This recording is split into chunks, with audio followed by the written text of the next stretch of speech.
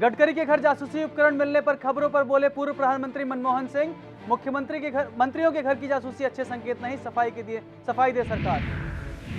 सहारनपुर में ईद के चलते आज कर्फ्यू में 4-4 घंटे की ढील। यदि सब कुछ शांत रहा तो मंगलवार को हट सकता है दिन का कर्फ्यू।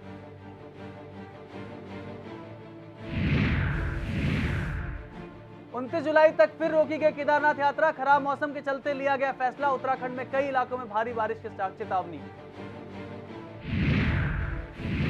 कॉमनवेल्थ गेम्स में भारत को वेट लिफ्टिंग में गोल्ड, तो वहीं श्रेयसी ने डबल ट्रैप में रजत पर लगाया निशाना। अब तक भारत की झोली में 20 पदक। और तीसरे टेस्ट का पहला दिन इंग्लैंड के नाम। बैलेंस के शानदार शतक से इंग्लैंड 2 विकेट पर 247 रन।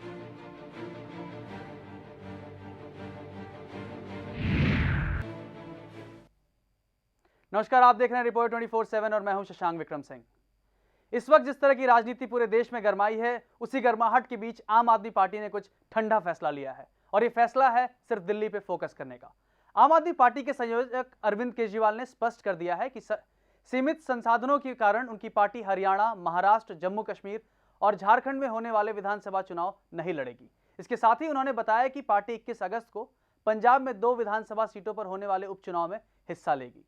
दिल्ली के पूर्व मुख्यमंत्री ने पार्टी की 3 दिवसीय राष्ट्रीय कार्यकारिणी की बैठक के बाद संवाददाताओं से बात करते हुए कहा कि बैठक में फैसला लिया गया है कि पार्टी हरियाणा, महाराष्ट्र, जम्मू कश्मीर और झारखंड के आगामी विधानसभा चुनाव नहीं लड़ेगी।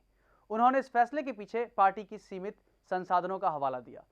सबसे महत्वपूर्ण बात यह है कि जिस तरीके से आम आदमी पार्टी लगातार पूरे देश में, अगर हम लोकसभा की बात करें तो 432 कैंडिडेट को उन्होंने उतारा था।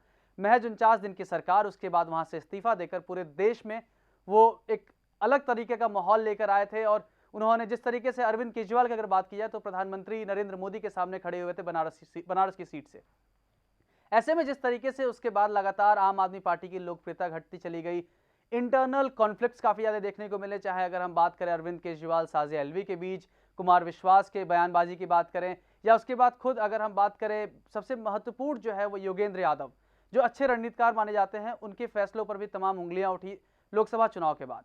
ऐसे में आम आदमी पार्टी का अब जो बयान आया है कि वो आगामी 4 विधानसभा चुनाव पे चुनाव नहीं लड़ेगी, इसमें एक चीज बिल्कुल साफ है कि जिस तरीके से आम आदमी पार्टी की साख पंजाब ने बचाई 4 सीटों, अगर लोकसभा की 4 सीटें जीतकर, तो ऐसे में इस वक्त जो उनकी बची खुची राजनीति है, अगर दिल्ली के बाहर की बात करें तो वो पंजाब तक सीमित है। यह अलग बात है कि संसाधनों का हवाला देकर आम आदमी पार्टी पल्ला झाड़ रही है, लेकिन इसी पार्टी के एक नेता योगेंद्र यादव ने साफ तौर पर बयान दिया है कि 95% कार्यकर्ता जो आम आदमी पार्टी के हैं हरियाणा में, वो चाहते थे कि यहां पर लोकसभा में आम आदमी पार्टी हिस्सा ले, क्योंकि जिस तरीके से भारतीय जनता पार्टी की बात करें और हजका दल, दोनों के बीच जब से संबंध टूटे हैं उसके बाद से कमजोर स्थिति में थी, और आईएनएलडी के साथ मिलकर अगर आम आदमी पार्टी चाहती तो एक मजबूत स्थिति ला सकती थी। और इसका एक छोटा सा ग्लिम्स अगर हम कहें, उदाहरण जो है बिल्कुल देखने को मिला था कुछ दिन पहले ही, जब विवाद उठा था तो उसमें आम आदमी पार्टी और आईएनएलडी ने साथ में मिलकर खड़े हुए थे और जो बयान थे वो दोनों के लगभग एक जैसे आ रहे थे।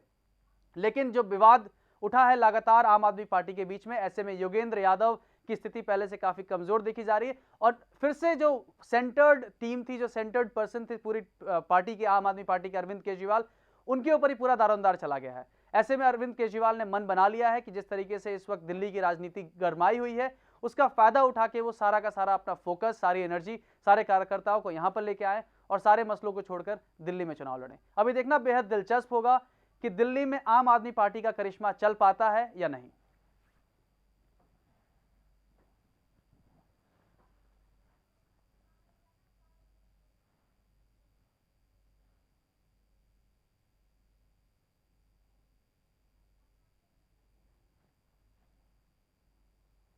तो वहीं दिल्ली में जो इस वक्त हालात है, उसके बाद पूरे यूपी में इस वक्त आग सी लगी हुई है। चाहे मुरादाबाद की बात करें, सहारनपुर की।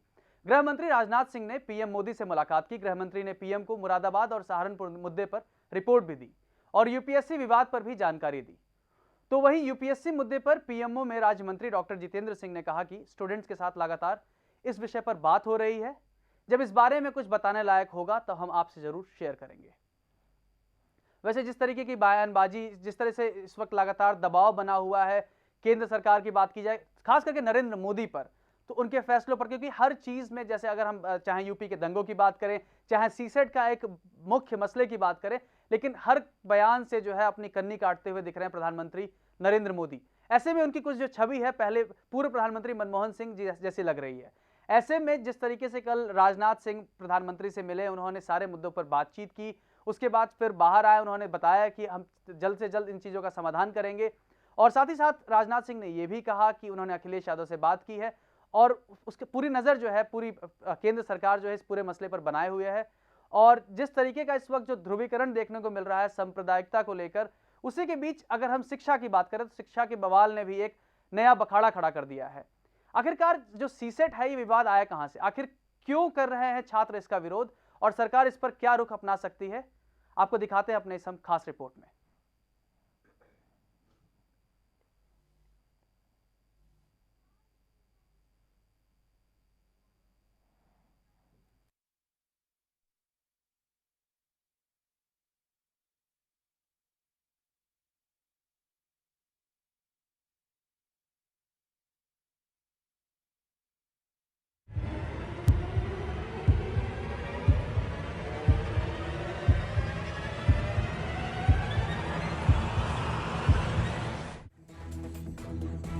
यूपीएससी में सीसेट को खत्म करने पर अड़े छात्रों के लिए कुछ राहत की खबर है।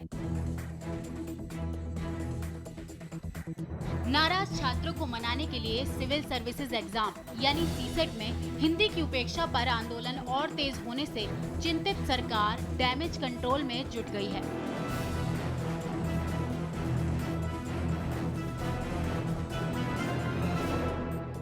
सरकार ने 4 दिन में इस मुद्दे को खत्म करने के संकेत दिए हैं। सरकार यूपीएससी की सुस्ती से भी नाराज है। इस मसले पर बनी 3 मेंबरों वाली टीम मंगलवार तक रिपोर्ट देगी। संसद के अंदर विपक्षी दल इस पर और हंगामा खड़ा करे, इससे पहले सरकार खुद स्टूडेंट के हित में ऐलान कर क्रेडिट लेने के चक्कर में है। सोमवार और मंगलवार को संसद में छुट्टी है। अब तक के संकेतों के मुताबिक प्रारंभिक परीक्षा की समय सीमा शायद ना बढ़े, लेकिन सीसेट पेपर पर छात्रों को राहत मिल सकती है।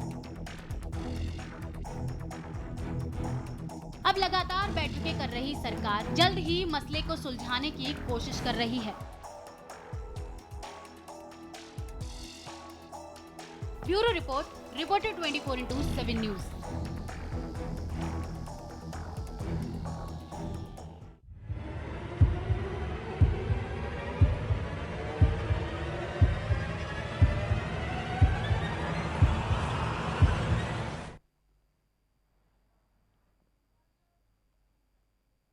तो जिस तरीके से इस वक्त सीसेट को लेकर घमासान मचा हुआ है और उसमें जिस तरीके से बीजेपी की पॉजिटिव बयानबाजी निकल कर आ रही है, स्टूडेंट्स के फेवर में निकल के आ रही है, इससे एक चीज़ बिल्कुल साफ है कि आने वाले समय में जो फैसला होगा वो बिल्कुल स्टूडेंट्स के पक्ष में रहेगा और इसका फ़ायदा कहीं ना कहीं जो हिंदी भाषी क्षेत्र के विद्यार्थी हैं, जो स्टूडेंट्स हैं, उनको मिलेगा। क्योंकि जिस तरीके से अगर सीसेट के इंटायर सिलेबस की बात करें, एग्जाम की बात करें, तो पूरे सवालों की अगर बात करें 200, जिस तरह से 200 नंबर में जो 2.5 नंबर के सारे सवाल होते हैं, उस 80 सवाल की अगर कैटेगरी को अगर डिवाइड किया जाए तो 8, 32 और 40 सवालों का ये समीकरण होता है। इसमें 32 और 8 सवाल जो होते हैं वो अंग्रेजी भाषा से जुड़े हुए होते हैं। ऐसे में जो हिंदी भाषी क्षेत्र से विद्यार्थी आते हैं उनको तमाम दिक्कतें होती हैं और इसी वजह से जो परसेंटेज है, जब से सीसेट को लॉन्च किया गया है, इंट्रोड्यूस किया गया है इस सिविल सर्विसेज एग्जामिनेशन में, उसके बाद से जो परसेंटेज था हिंदी भाषी क्षेत्रों का आईएएस क्लियर करने का, वो लगभग 25% का उसमें गिरावट देखने को मिली। जो पहले 40% हुआ करता था वो 15% हो गया है। ऐसे में काफ़ी दबाव है और खास करके यूपी बिहार बेल्ट की बात की जाए तो वहाँ के स्टूडेंट्स को काफ़ी दिक्कतें हो रही हैं। सिविल सर्विसेज एग्जाम्स में हिंदी की उपेक्षा पर आंदोलन और तेज होने से चिंतित सरकार डैमेज कंट्रोल में पहले से जुट गई है। सरकार ने 4 दिन में इस मुद्दे को खत्म करने के संकेत दिए हैं। सरकार यूपीएससी की सुस्ती से भी काफ़ी नाराज है। देखिए खास रिपोर्ट।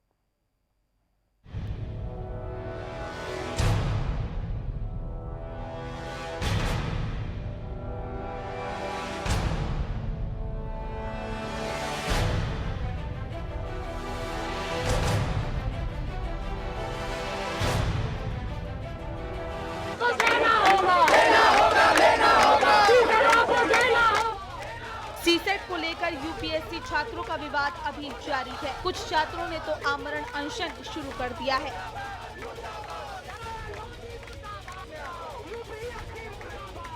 कुछ लोगों का कहना है कि जब तक हमारी मांगे पूरी नहीं होगी तब तक हम लोग यूं ही अनशन में रहेंगे। इस बीच खबर है कि सरकार 1-2 दिन में इस संबंध में कुछ घोषणा करने वाली है। सूत्रों से मिली जानकारी के मुताबिक सोमवार को इस बारे में सरकार की तरफ से कोई घोषणा की जा सकती है।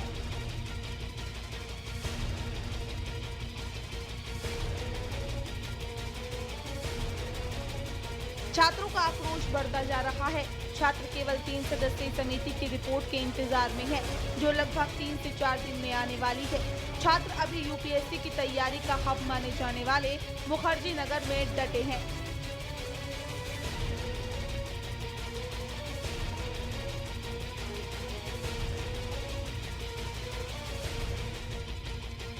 वहीं छात्रों का कहना है कि अगर सरकार हमारी मांगों पर जल्द फैसला नहीं लेती है तो हम देशव्यापी आंदोलन करेंगे।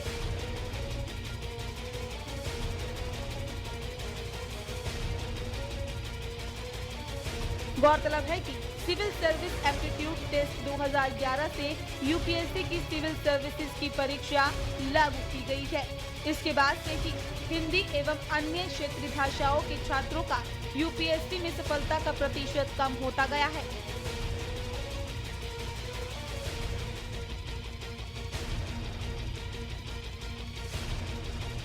इसके लिए छात्रों ने सीसेट प्रणाली को दोषी बताया है और इसके बाद से ही धरना प्रदर्शन जारी है।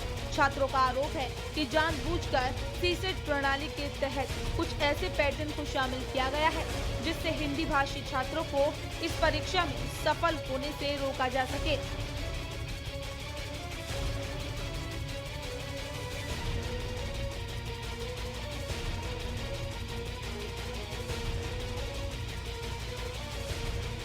अब कार्मिक विभाग में राज्य मंत्री जितेंद्र सिंह के जरिए छात्रों को दिए गए आश्वासन के बाद लगभग कल परसों में सरकार की ओर से कोई घोषणा होने वाली है। लेकिन सरकार धरना प्रदर्शन कर रही छात्रों की मांगों को कितना पूरा करती है, ये तो घोषणा के बाद ही पता चलेगा।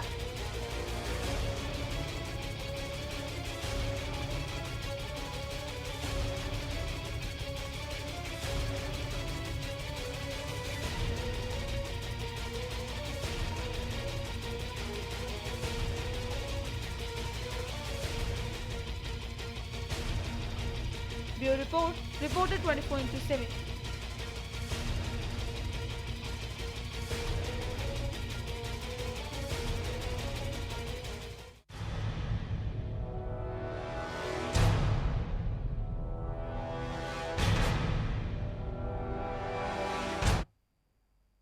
ये भी कितनी दिलचस्प बात है ना कि जब किसी देश में उसी देश की मातृभाषा के लिए अगर लड़ाई लड़नी पड़े तो ये अपने में एक नई बात कही जाएगी, एक अनोखी बात कही जाएगी। और यही हाल आज भारत देश में है। यूपीएससी में जो है हिंदी भाषा को लेकर लड़ाई लगातार बढ़ती जा रही है। चलिए बढ़ते हैं अगली खबर की ओर। ये खबर जुड़ी है नितिन गडकरी से। केंद्रीय मंत्री नितिन गडकरी के घर में कथित तौर पर जासूसी उपकरण मिलने की खबरों पर कांग्रेस समेत विपक्षी दलों ने मोदी सरकार को घेरना शुरू कर दिया है। पूर्व प्रधानमंत्री मनमोहन सिंह ने भी इस मामले पर मोदी सरकार पर सवाल उठाए हैं। मनमोहन ने इस मामले पर अप्रत्याशित रूप से टिप्पणी करते हुए साफ तौर पर कहा कि आशा करते हैं कि ये मामला सच न हो, लेकिन सच्चाई सबके सामने आनी चाहिए। उन्होंने कहा कि इस मामले पर सरकार को संसद में बयान देना चाहिए। उधर नितिन गडकरी के घर में जासूसी उपकरण मिलने की बात को उन्होंने साफ तौर पर उसे खारिज किया है और गलत बताया है।